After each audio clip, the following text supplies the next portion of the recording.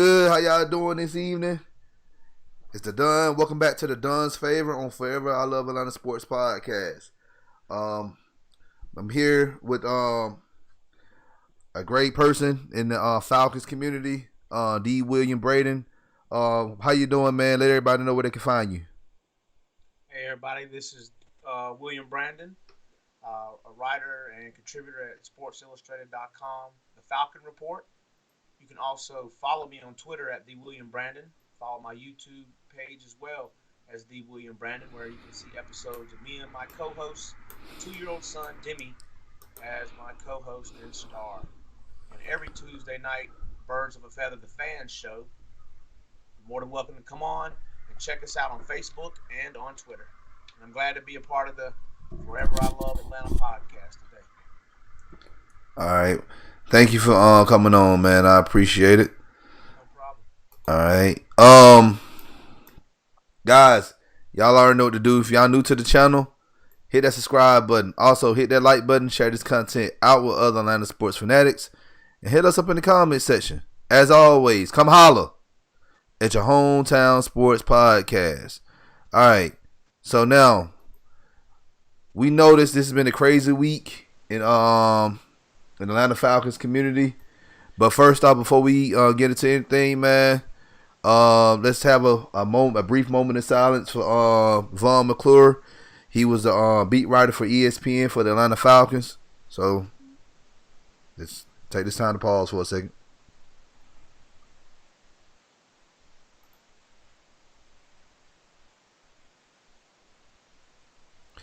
All right.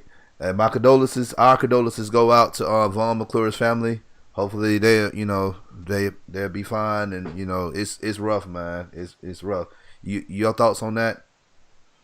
Yeah, I personally didn't know Vaughn, but from what I've heard from other colleagues, he was well respected among other journalists across the nation and well respected in the Falcons locker room as a reporter. So yeah, I also send my deepest condolences to friends and family of Vaughn McClure. All right. All right. Well, now, so what's good, Justin? Appreciate you joining us in the chat. Now, so news came out this week that the team fired Thomas Dimitroff and Dan Quinn. I've done my shows on this already. What's your take on this? Yeah, well, it's probably well overdue. I hear a lot of talk amongst fans and maybe other media outlets. People thought maybe Dan Quinn should just remain at the helm until the end of the season. But I think the way things have been going, and honestly, it probably dates back until the Falcons lost to Philadelphia Eagles in the 2017 playoffs. They kind of never regained that so-called brotherhood, at least that I felt like that I saw from the outside looking in. I know that the players loved and adored Dan Quinn. He was a player coach, so it's only rightfully so. I see that they're upset, but the grand scheme of things, the Falcons were not winning. They haven't won in a long time, and there's a lot of season ticket holders that pay a lot of money to go and watch that team and perform. So I do understand that it's not just about the fans, but at the end of the day, it is a business decision. They have to have a winning product. Without a winning product, people are not going to come, as you can kind of see now with the fans. This past Sunday, they had a limited capacity of fans. They could have up to 20,000. I think the attendance was a little under 7,000. So even though they could allow 20, they still only had about 7 that actually went in the stadium and watched. That's not even good because I think the minimum yeah, they said 10 to 20,000 people, and yeah, that's not good, man. No, no, no, it's not. And Dimitrov, he's been with the team since 2008. Drafted Matt Ryan, drafted Julio, drafted Deion Jones, drafted Grady Jarrett, but he also drafted guys like Pierre Jerry, who he could have took Yes, Wade Matthews, and Pierre Jerry, as we all know, retired on Hard Knocks of all places 5 years in and decided to go back home and be a farmer with his family. decisions like that kind of, I think, put a staple on Dimitrov's helm here in Atlanta as well. Yeah, like this is, and, people been who've been following me for the longest, but I'm going to tell you as well. Um, I've always been, I always been against Thomas Dimitrov because he never addressed the trenches. He had more missed than hits. Yeah, he drafted Matt Ryan, Julio Jones. But if you look at it, man, who else have we retained outside of those two guys? And then you got Jake Matthews, you know, from that Mike Smith era, you know. Now you come into this Dan Quinn. He survived Mike Smith regime, and you bring into the Dan Quinn regime. Yeah, we drafted Grady Jarrett in 2015. Vic Beasley's not on the team anymore. He's in Tennessee. You go to 2016, Keanu Neal. He's not going to be back next year. I have no doubt in my mind that he's not suiting up for the Falcons next year. Just too many injuries. He's not performing at the level that we think he's supposed to be performing at right now. Debo, we gave him an extension. I'm looking at the 2016 draft class that we drafted. Devondre Campbell, not on the team anymore. Austin Hooper, not on the team anymore. Who else is still on the team outside of Keanu Neal and Debo? Currently. And then you go to 2017, you got KZ. I don't think he's going to be on the team. Tack, we didn't even give him his fifth year option. I feel like he's not going to be on the team anymore. Vic Beasley. Yeah, I said Vic Beasley for 2015. He's not even on the team anymore. And this is what we've been talking about, man. Like, it's too many misses. He should have been gone a long time ago. And I made my statement on who we should bring in as GM, as head coach. So that's my take. So. Like, who would you bring in as a head coach? So yeah, most people, I think we're all kind of conclusive. We want Eric Bieniemy. I don't know how likely it is. Houston is a good look as well, possibly for an incoming coach. I think it's going to come down to what the GM the Falcons get. Mm-hmm. They can get a combo with Mike from the Chiefs, the football operations. If they can bring him in with Eric Bieniemy, that might be a package deal that'll work. But yeah, personally, I would like Eric Bieniemy. I've heard the names. Josh McDaniels. I've heard Kubiak. Oh Lord, no. We don't need Josh McDaniels. Yes. Do people realize what a few years ago he reneged on the Indianapolis coach job? Yeah. People got to understand. Like, that's like Bobby Petrino 2.0. No. The thing is, people get caught up in this Patriots regime, and that's the same thing about Thomas Dimitrov. The Falcons kind of got caught up in this model after the Patriots brought him in, and you see where they got the Falcons.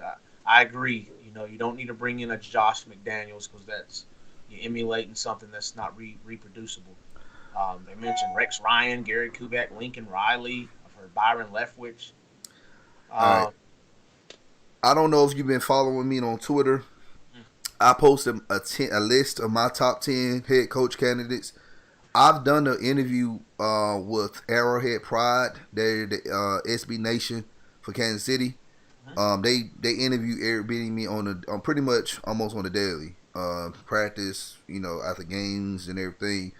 I got news, and this is what I've been noticing before I even interviewed this guy. Like, Eric Bieniemy is not calling the plays up there in Kansas City. That's Andy Reid. And Andy Reid's been doing this for years. Like, for 30 years. I feel like the Falcons should not be they don't have time to experiment right now. I think Arthur and Rich McKay, they're trying their best to try to hurry up and bring a Super Bowl here in Atlanta. Not just for Matt Ryan and Julio, but if you look at Arthur Blank, he's late 70s, early 80s, I believe. He's trying to hurry up and get a Super Bowl here before he, leave this earth. And the only way to do this, man, you got to bring in someone who's proven, who's know what they're doing. And the side of the ball we've been having issues on is defense. Now I know a lot of people sit here and say that, and I sound like a broken record for the people who've been listening to me for this past few years, but defense has always been our Achilles heel. All right, we have to figure out a way to fix this defense. Now I know a lot of people sit up here and say, "Oh well, we hired 2 defensive coordinators to be defensive minded coaches," but guess what? Dan Quinn was never proven. All right, you go back to the days with him in Seattle. That was Pete Carroll's defense. Pete Carroll is a defensive minded coach. That he was running that defense, and if you look at any type of history of Pete Carroll, where he been, he always had a top 5 defense, even in college ranks. When he was at USC, that was number 1 in the country. Few of those seasons. All right. Mike, what you say? I was saying, so who do you have? Who do you want? I want Don Martindale from Baltimore Ravens. This man has posted a top 5 defense every single year. This is who I want. That's my number 1 person. My second person would be Rex Ryan. I know a lot of people upset about Rex Ryan and saying, well, but people can't ignore when he first got there to New York. He had them pretty much because in 2008 they was like below average in defense. He made them the number 1 defense in 1 year, his first year there. The problem with the Jets is they didn't have a quarterback. They didn't have no offense to supplement that defense that they had. So when they went into the postseason, and every time they went to the AFC Championship game, defense played lights out, but the offense couldn't put any points on the board for them to hold on and to catch up in the game and win. So this is why I tell people, I feel like with Rex Ryan taking some years off of coaching, it'll probably help him. He can come back and he can coach and he can get our defense going. Like the same thing with John Gruden out there in Las Vegas. He took 10 years off from coaching. Look at him now. The Raiders looking real good right now. I mean, I don't see any problem bringing him in, but it would have to be strictly on defense. Yeah, I don't think he's coming in to be a coordinator. He wants to be a head coach though. Yeah. And the thing about that is, if he come in, you got to think about the times he was in New York and Buffalo. They didn't have defense. They didn't have offensive weapons. He already has the offense here. The problem with the Falcons right now on offense is the doggone play calling. If we keep them 100, if they bring in a guy like Rex Ryan, they're definitely gonna have to rearrange that team from going from a player coach similar to Dan Quinn to Rex Ryan. It's not gonna sit too well with that locker room. Well, this is the thing. Arthur Blank said in his press conference the other day. He want a leader among men. He pretty much, that was a jab towards Dan Quinn, if people didn't get that. He want a leader among men. He don't want somebody to be there to play little big brother. He wants somebody that's going to come in there and say, hey, this is how we going to do it. If you don't want to do it this way, hey, there go the dough. I know it sounds, some people in the locker room may not like it, especially the people that Dan Quinn drafted. They might not like it, but hey, that's the direction we need to go. Because Don Martindale, he's the same way too. Don Martindale comes from that Rex Ryan coaching tree. Some other head coaches people need to keep in mind is Dennis Allen, the defense coordinator for the Saints. I also like Todd Bowles out there in Tampa Bay. Tampa Bay, they top 5 defense right now. They were top 5 last year as well. Another guy that I have on my list, I have Eric Bieniemy on there as well, but I said this about Eric Bieniemy. If you bring him in, I would like Wade Phillips to be the DC. Yeah. It's going to, at this point, who really knows? Like I said, I think it's going to come down to the GM. They're probably going to try to get a GM in place first and then get the GM to select the head coach. Yeah. So where they go from there, I don't, anybody from, like I said, Mike Baranzi from Chiefs or Louis Riddick or Daniel Jeremiah or Dan Morgan. There's a lot of names that I've heard floating about for the GM position. But I think once they get a GM locked down, they're going to suit out a coach. And I want you to keep this name in mind. Joe Horwitz. He's another person. George is not George Patton, but Patton up there in Minnesota. He's another guy to keep an eye on as well. I know a lot of people like Louis Riddick. He'd be alright, but this is the thing, man. I've done my research on all these coaches, and if they're proven or not, what I do, I use Football Outsiders as an outlier for me, and to see how their respective side of the ball, how they performed year to year, and if it's top 10 or better, this is why I say, okay, this might be another person who I can bring in. I know a lot of people say Lincoln Riley. I'm not a big fan of Lincoln Riley because of that Oklahoma style offense, and that, not even Oklahoma style, the Big 12 offense. They don't play any defense out there. Yeah. And then we just gonna pretty much be in the same spot we in now, having all this high power offense, but on the defense side of the ball, we can't stop nobody. Yeah, it's a tough situation. The defense has definitely been the problem year in and year out, especially at least for Matt Ryan's tenure and even before then. But the thing is, we got to have somebody that's going to make the right decisions. Or they got to have somebody that's going to make the right decisions when the decisions got to be made. Those 4th and 1s, the onside kicks, the punts, everything that it comes down to those small situational play calling. Plays, they've got to have somebody that knows what they're doing with it. And not just from, I think I can, or I've seen it, but actually implement it when the pressure is on. Yeah. Situational play is just situational play calling. Another person, I know, like I said, some people say at college, another person that I like, this is my only college person I have, is Dino Babers. He's the head coach for Syracuse. I know a lot of people, Syracuse, why are you going up there?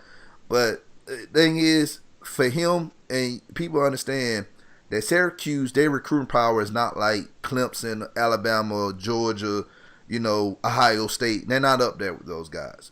So the talent he gets, guess what? He turned that from chicken crap to chicken salad. He coached these guys up, and they play. They play. They almost had, I believe, almost had an upset on Clemson 1 year. Yeah. I think it was back in 2018, I believe. He's a great coach. And a lot of people, there's articles out there saying that he should be he's overdue for a head coaching spot in the NFL. I have to check into him. I just think the defense is, we got to get it corrected, but I don't know if that's the route they're going to go for a head coach this time around. They will. I think the message that Rich McKay and Arthur Blank, this is the thing about Arthur Blank. I think for years he's been trying to get a defense. Because look at all the coaches he's hired so far. He hired Jim Moore, defensive minded guy. Petrino, offensive minded guy, but whatever. He don't really count in my book. Mike Smith, Dan Quinn. All right. They are saying that they're using analytics to figure out who they're gonna bring in to see what they're gonna end up doing for the near future. So, and that's the thing. I use a lot of analytics. I'm also a film junkie as well, but I also use a lot of analytics because that pretty much shows you how you can beat your opponent. So, but pretty much that's pretty much the off season. We know Raheem Morris has been named the interim head coach. How you think this team is going to be the remaining 11 games of the season? I'm sure like most people, we would like to hold out hope, but I think it's going to be a stretch for them to win any amount of games. They'll be lucky to win. I doubt they'll win this week, especially the first game after Quinn being fired. Yeah, I expect the team to somewhat rally behind Raheem Morris, but let's speak the facts. The team has been underplaying, underperforming, missing tackles, missing coverages. I don't know if it's all on Quinn. Is it on Albright? Is it on Raheem Morris? Are the guys going to be receptive to his message now? Are they just going to flat out, tank it, call it a night? I don't think people are going to tank. I don't think we're going to tank. There's just too many. Because you got to think about it. Raheem Morris, he's auditioning for a job too, and his whole coaching staff is auditioning for a job. They might not audition here in Atlanta. They probably audition to be positional coaches somewhere else. So I don't think no one's tanking. This team is too good to be tanking. Now I do see what you say. I said, yeah, that's not what I said. I said that the players themselves basically like take it in, not tank, but take it in as, yeah, they may not just literally, hey, we're going to tank to try to get a draft pick, but more or less, they don't have any will. There's no dog, no fight left in that dog, so to speak. Well, I wasn't saying that you saying it's tanking, but what I'm saying is, it's fans out there, and I know you on social media a lot. People saying we need to tank to get Trevor Lawrence, tank to get Justin Fields, saying dumb stuff, and I'm like, yeah, I try to scroll past it and ignore it because it's dumb stuff to me. But I do want to see how this defense play under Raheem Morris. I want to see if they're going to do a new scheme, because if the scheme is different, that's all I need to know about Dan Quinn's time here in Atlanta. Because he did say this offseason that Raheem Morris was going to be defensive coach, and he was going to have a hands-off policy. Yeah. But I kind of feel like he lied, because we ran the same cover 3, how we've been doing the past few years. And Raheem Morris doesn't use cover 3. I've been knowing Raheem Morris scheme since the early 2000s. He used cover 2 or Tampa 2. Yeah, I expect, like I said, just the team perspective. I don't expect them just to all of a sudden throw it all in and to play lights out all of a sudden and go 11-5. That would be a stretch. It would be amazing if they did. I just don't expect it. As well as, we have to look back to the last time he was a head coach. He was getting beat 45-0 by these same Atlanta Falcons, who then benched Matt Ryan and they came back at 25 points. That was the last time he was a head coach. That's when he had Josh Freeman as his quarterback. Oh, man, trash. I hope the best for the Falcons. I do. Even as a fan, I always like to hold out hope. And at the beginning of the season, I picked them to go 11-5. So if they turn around somehow and won 11 straight games, then I would look like a genius. But I just don't see it happening right now. I mean, and even the play of Matt of the last 2 games was down. It's right when they get Gurley finally going along, you would think that the Falcons would have beat Carolina, and yet they couldn't. So it's kind of demoralizing. So I'm just wondering where the team is going to get that fight from, that heart, especially if they lost their so-called coach that they love to play for. Mm-hmm. Yeah. I agree with you on that, man. If we, like Arthur Blank said, that if Raheem Morris wants to interview and wants the job, he got to win 11 games. That's what he said. Because to get in the playoffs right now, you have to win 10 games or more. Because right now, let's be real, there's going to be 2 teams coming out of the West. There's going to be 2 teams coming out of the North. Those 2 divisions right now are on fire. The East, 1 team, because that division right there is trash, hot garbage. And then the South right now, we're the only team right now that's looking like there's no hope for us at all. And any team right now in the South really can